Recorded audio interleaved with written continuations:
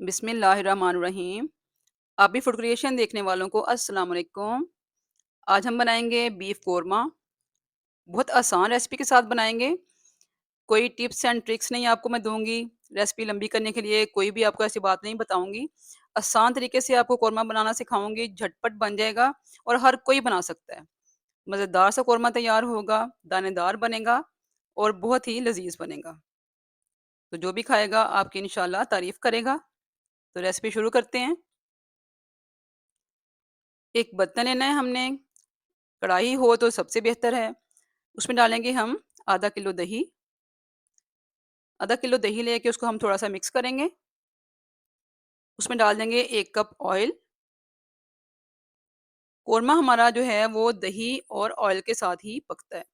इसलिए हमने ये दोनों चीज़ें थोड़ी-सी ज़्यादा डालनी है, क्योंकि हमने इसमें और कोई चीज़ शामिल नहीं करनी है, कोई पानी नहीं डालेंगे तो इसी में पकेगा। इसलिए हमने दही और ऑयल को अच्छा-सा मिक्स कर लेना है। 1 कप ऑयल डाला है, आधा किलो दही डाला है। इसमें डाली है मैंने 1 टीस्पून हल्दी, 1 चम्मच भर के सुरख मिर्च का और 1 चम्मच डाला है मैंने नमक का। मसाले आप अपनी मर्ज़ी से कम-ज़्यादा कर सकते हैं। तेज़पात डाला है इसमें। इसमें डालूँगी मैं 2 बड़ी इलायची। छोटे लौंग हैं तो मैं 8 से 10 डालूँगी, बड़े हों तो आप 5 से 6 डाल लें। इसमें ये चीज़ें जाएँगी। बहुत ज़्यादा मसालों का इस्तेमाल नहीं होता। इसमें शामिल करूँगी मैं कुटा हुआ धनिया। इसमें ज़्यादा जाता है धनिया। इसमें डालूँगी मैं 3 चम्मच भर के डालूँगी मैं इसके। ये 3 टीस्पून आपने भरकर डालने हैं कुटे हुए धनिये के।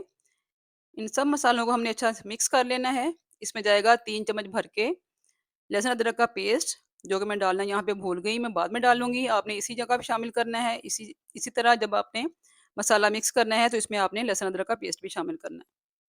इसको अच्छा सा हमने मिक्स कर लेना है सारे मसालों को और इसमें हम शामिल कर देंगे गोश्त। बीफ लिया है मैंने इसमें तकरीबन 1.5 किलो है। इसमें बीफ का इस्तेमाल किया है। आप इसी रेसिपी को मटन और चिकन के साथ भी बना सकते हैं। इसको हम अच्छा सा मिक्स कर लेंगे सारे मसालों के साथ। आप देख सकते हैं कि मैंने कुछ भी इसमें पहले नहीं पकाया, ना मैंने दही को पकाया, ना मैंने ऑयल को पकाया। मैंने हर चीज़, सारे मसाले डालकर इस तरीके से इसको मिक्स कर दिया और फिर हम इसको रखेंगे चूल्हे पे। सारे मसाले हमने अच्छे से मिक्स कर देने हैं और इसको हमने चूल्हे पे रख देना है। बस इतना सा ही काम है इसका और आपका इतना अच्छा कोरमा बनकर तैयार होगा इंशाअल्लाह ताला। इसको हमने थोड़ी देर पकाना है। जब ये पकने लग जाएगा, फिर इसके ऊपर हम ढक्कन लगाएँगे। थोड़ी-सी आँच हम इसकी तेज़ करके इसको पकाएँगे। जब ये हमारा मसाला पकने लग जाएगा, तो फिर हम इसको हल्की आँच करेंगे। पकना शुरू हो गया है मसाला, इसको अच्छा सा मिक्स कर दें एक दफ़ा और इसको फिर हम दम पे लगा देंगे। ये गोश्त पे डिपेंड करता है कि आपका गोश्त कितनी देर में गलता है, सख्त है या नरम है, उस हिसाब से आपने इसको दम लगाना है और इसको दरमियान में चेक भी करना है। 1 से 2 दफ़ा चेक करेंगे तो आपको पता चल जाएगा कि आपका गोश्त गला है कि नहीं। इसको मैं दम लगा दूँगी तकरीबन 40 मिनट के लिए। हल्की आँच पे ये इसी दही के पानी में पकेगा, इसी ऑयल के साथ अच्छा सा फ्राई हो जाएगा। ये आप देख सकते हैं। मेरा लहसुन अदरक का पेस्ट रह गया तो मैंने इस वक़्त शामिल किया है। आपने इसको शुरू में शामिल करना है, जब आप आपने सारे मसाले डालने हैं, उस वक़्त ही आपने इसमें लहसुन अदरक का पेस्ट भी शामिल करना है। तो इसको भी अच्छे से मिक्स कर दूँगी और इसको फिर से ढक्कन लगा दूँगी। इसको हमने दम पर ही पकाना है। कोरमा हमेशा दम पर पकता है, हल्की आँच के ऊपर।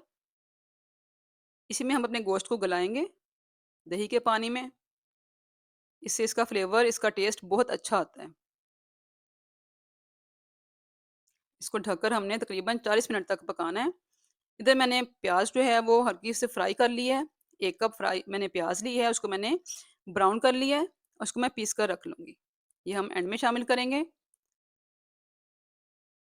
प्याज़ को हमने पीस कर रख लिया है और यहाँ पे हमारा कोरमा माशाल्लाह से 40 मिनट बाद उसकी ये कंडीशन है, आप देख सकते हैं बिल्कुल तैयार है। पानी इसका बिल्कुल जो है वो खुश्क हो चुका है। गोश्त हमारा अच्छा-सा गल चुका है। इसको हम अच्छा-सा थोड़ा-सा भुनाई करेंगे, थोड़ी-सी इसकी हल्की-सी मिक्स करेंगे। इसमें बाकी जाने इसकी चीज़ें जो हैं वो शामिल करेंगे। इसमें जाएगी जायफ़ल, जावित्री, हाफ टी स्पून इसमें हम शामिल कर देंगे। मैं इसमें स्पाइसेस अलग से नहीं डालूँगी, इसमें मैं गरम मसाला शामिल करूँगी। इसमें सारे स्पाइसेस शामिल होते हैं, इसमें दालचीनी, इसमें काली मिर्च, इसमें हर चीज़ शामिल होती है, तो इसमें मैं यही शामिल करूँगी। अब डाल देंगे इसमें जो हमने प्याज़ पीस कर रखा हुआ था, ब्राउन प्याज़, वो इसमें शामिल कर देंगे 1 कप। अपनी मर्ज़ी से आप कम-ज़्यादा कर सकते हैं। हाफ कप डालना चाहें, 1 कप डालना चाहें, पौना कप डालना चाहें, आपको जितना पसंद है आप उतना डाल लें। इससे इसकी ग्रेवी जो है वो और ज़्यादा गाढ़ी हो जाएगी, अच्छी हो जाएगी, इसका फ्लेवर भी अच्छा हो जाएगा। इसकी हमने थोड़ी-सी भुनाई करनी है, 1 से 2 मिनट। गोश्त हमारा अच्छा-सा गल चुका है।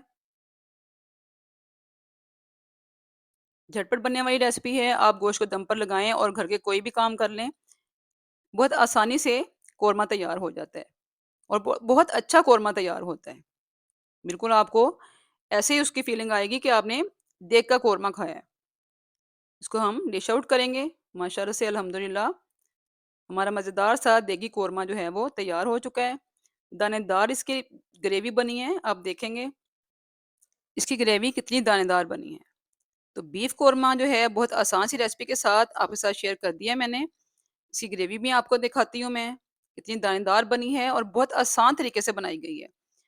बहुत आसान सी झटपट से बनने वाली बीफ कोरमे की रेसिपी मुझे उम्मीद है कि आपको ज़रूर पसंद आएगी। तो रेसिपी को आपने ज़रूर लाइक करना है, चैनल को सब्सक्राइब करना है ताकि मेरी हर रेसिपी आप तक पहुँचती रहे। तो मैं आपको चेक करके दिखाती हूँ, कितना मज़े का बना है। माशाअल्लाह अल्हम्दुलिल्लाह इतना मज़ेदार इसका टेस्ट है। बहुत ही अच्छे टेस्ट के साथ बीफ कोरमा तैयार हुआ है। लगता नहीं है कि हमने घर में खुद बनाया है। ऐसा लगता है जैसे हमने देगी कोरमा खाया है। आप ज़रूर ट्राई कीजिएगा। बहुत आसान रेसिपी है और आपको इंशाअल्लाह ताला बहुत पसंद आएगी। कमेंट बॉक्स में अपनी फीडबैक ज़रूर दिया कीजिए। आपकी रेसिपी आपको अच्छी लगती है कि नहीं लगती है, ये सब आप मुझे बताया करें। वीडियो में कोई कमी पेशी होती है तो वो भी बताया करें ताकि हम ठीक कर सकें। तो रेसिपी को ज़रूर लाइक कीजिएगा और दूसरों के साथ ज़रूर शेयर करें ताकि सब आसान सी रेसिपी अपने घर में बनाकर ट्राई करें। तो नई रेसिपी तक के लिए इजाज़त दें। अल्लाह हाफ़िज़।